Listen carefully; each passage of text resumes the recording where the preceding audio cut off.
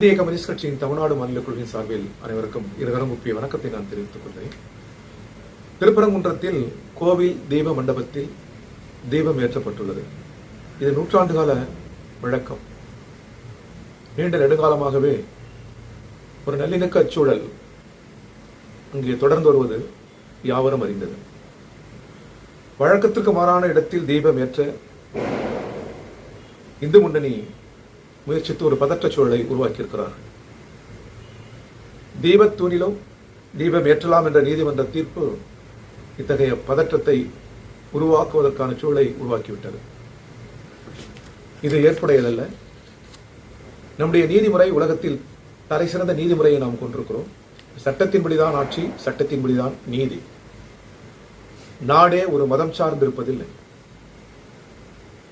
பல ஆயிரம் மதங்கள் இந்தியாவிற்குள் வாழ்ந்தாலும் இந்த நாட்டுக்கென்று ஒரு மதம் இல்லை. நாடு மதங்களுக்கு வாய்ப்பளிக்கிறது, அதை பாதுகாக்கிறது, சட்டப்படியான பாதுகாப்பை தருகிறது. ஆனால் நாடு மதம் சார்வதில்லை. ஒரு நாடே மதம் சாராத போது சட்டமும் நீதியும் மதம் சார்ந்து விடக்கூடாது என்பதுதான் இதன் பொருள். எனவே நீதிமன்ற தீர்ப்புகளும் மதம் சார்ந்த அமைந்து விடக்கூடாது. அந்த வகையில் தற்போது அளிக்கப்பட்டிருக்கிற நீதிமன்ற தீர்ப்பு ஏற்புடையதாக இல்லை. சாதி, மதம், இனம் சம்பந்தப்பட்ட வழக்குகளில் நீதிமன்ற தீர்ப்பு என்பது சமூக நல்லிணக்க சூழலை உருவாக்குவதாக அமைய வேண்டும். தமிழ்நாட்டில் எல்லா இடங்களிலும் தீபம் ஏற்றப்பட்டிருக்கிறது. அனைத்து இடங்களிலும் தமிழக காவல்துறை, தமிழக அரசு உரிய ஏற்பாடு, சிறந்த ஏற்பாடுகளை செய்திருக்கிறது. எங்கும் பதற்றம் இல்லை. ஆனால் இங்கு திட்டமிட்டு மத அடிப்படைவாதிகள் பதற்றத்தை உருவாக்குகிறார்கள்.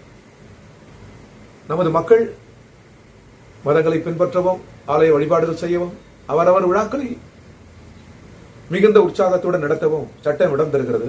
இதில் எத்தகைய இடையூறும் இல்லை. ஆனால் ஒரு நல்லிணக்கத்தை கெடுத்து இடையூறை உருவாக்க மத அடிப்படைவாதிகள் செய்கிற முயற்சி, குறிப்பாக இந்து முன்னணி செய்கிற முயற்சி ஏற்புடையதல்ல. எத்தகைய சூழலையும் தமிழ் மரபும் தமிழ் பண்பு கூறும் என்பது நல்லிணக்கம் தான், பிறரை மதிப்பதுதான், அமைதிதான். இந்த நல்லிணக்கத்தை, அமைதியை, இந்த ஒற்றுமையை கெடுக்கிற யாராக இருந்தாலும் அவர்களுக்கு தமிழ் மண் சரியான பாடத்தை தரும்.